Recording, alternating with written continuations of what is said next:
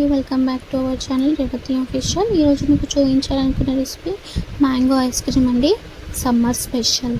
So summer వచ్చిందంటే చాలు అందరికీ కూల్ డ్రింక్స్ చల్లగా తాగాలని, ఐస్ క్రీమ్ తినాలని ఉంటుంది కదా. సో చిన్నలైనా పెద్దలైనా చాలా ఇష్టంగా తినేది ఐస్ క్రీమ్. సో సమ్మర్లో చాలా ఇష్టంగా తింటుంటారు.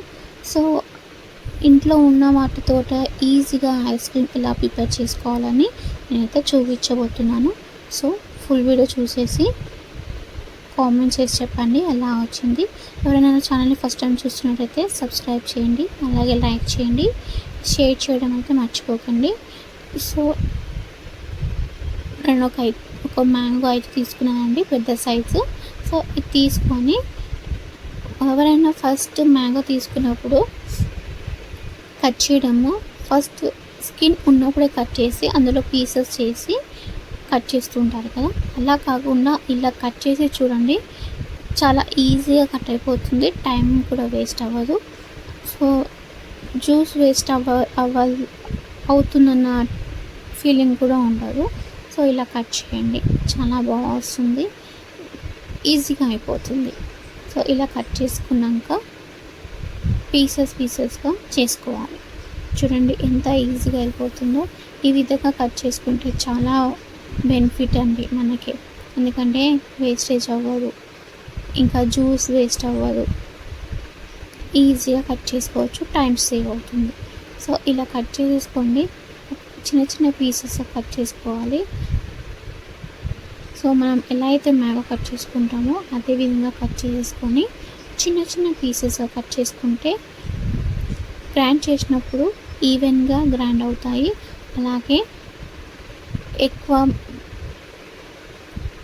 ఎక్కువసేపు గ్రైండ్ చేయకుండా అవుతుందన్నమాట, టైం సేవ్ అవుతుంది.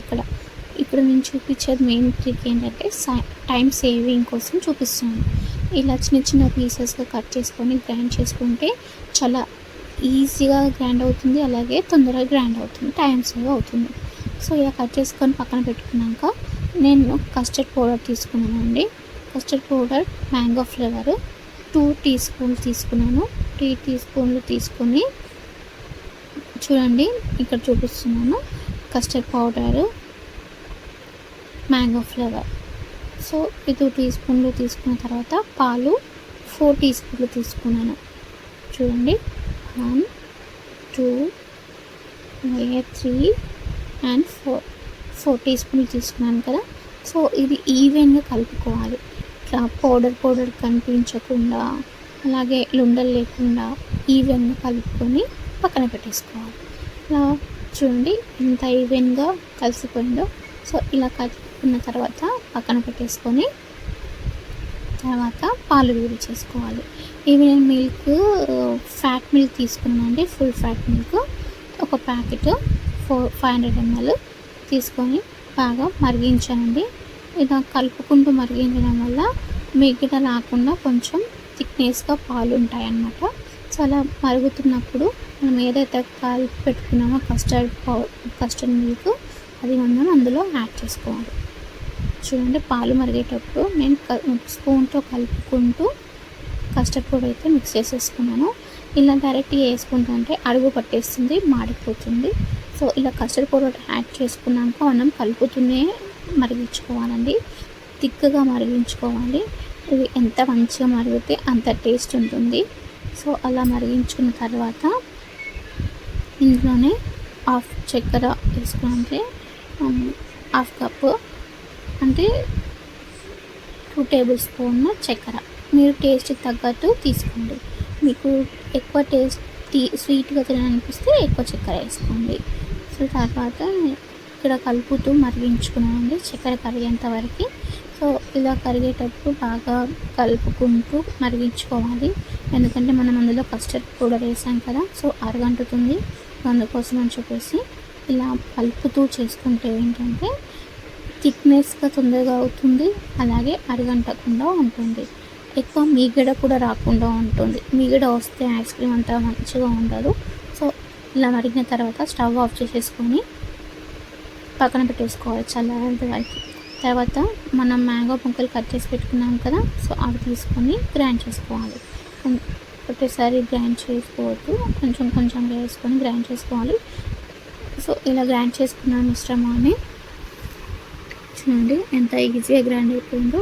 సో ఈ విధంగా గ్రైండ్ చేసుకున్న తర్వాత మనం కస్టర్డ్ మిల్క్ యాడ్ చేసుకున్నాం కదా, అవి చల్లారిన తర్వాత గ్రైండర్లో వేసి అలా మ్యాంగో ప్యూరీలో మిల్క్ వేసేసి ఒక్కసారి గ్రైండ్ చేసుకోవాలి. కొంచెం కొంచెంగా వేసుకుంటూ గ్రైండ్ చేసుకుంటే ఇలా థిక్నెస్గా వస్తుంది. మీరు ఇలా కావాల్సి ఎల్లో కలర్ ఫుడ్ కలర్ కూడా యాడ్ చేసుకోవచ్చు.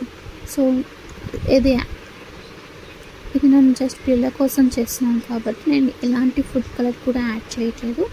సో ఇలా కలుపుకొని ఒక 2 times గ్రైండ్ చేసుకున్న తర్వాత, అంటే కొంచెం కొంచెం గ్రైండ్ చేసుకొని వేసుకుంటే పర్ఫెక్ట్గా మిక్స్ అవుతుంది అనమాట. సో ఇలా వేసుకున్న దాన్ని మనం బౌల్ వేసుకున్నాం కదా, ఆ బౌల్ వేసుకున్నది ఒకసారి కలిపేసుకొని ఇలా మౌల్స్లలో వేసుకొని డీప్ ఫ్రిడ్జ్లో ఒక 1 hour ఓవర్ నైట్ పెట్టుకుంటే ఐస్ క్రీమ్ అయితే రెడీ అయిపోతుందండి.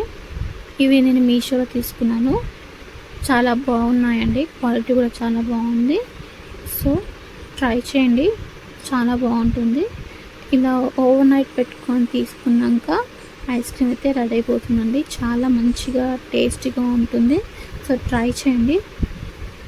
ఐస్ క్రీమ్ అయితే చాలా టేస్టీగా ఉందండి, పిల్లలు అయితే చాలా హ్యాపీగా ఫీల్ అయ్యారు. సో చూడండి ఈవెన్గా ఎలాంటి డ్యామేజ్ లేకుండా చాలా కరెక్ట్గా వచ్చింది. చూడండి మీరే. ఈ రెసిపీ మీకు నచ్చినట్లయితే లైక్ చేయండి, షేర్ చేయండి, అలాగే కామెంట్ కూడా చేయండి. Thanks for watching.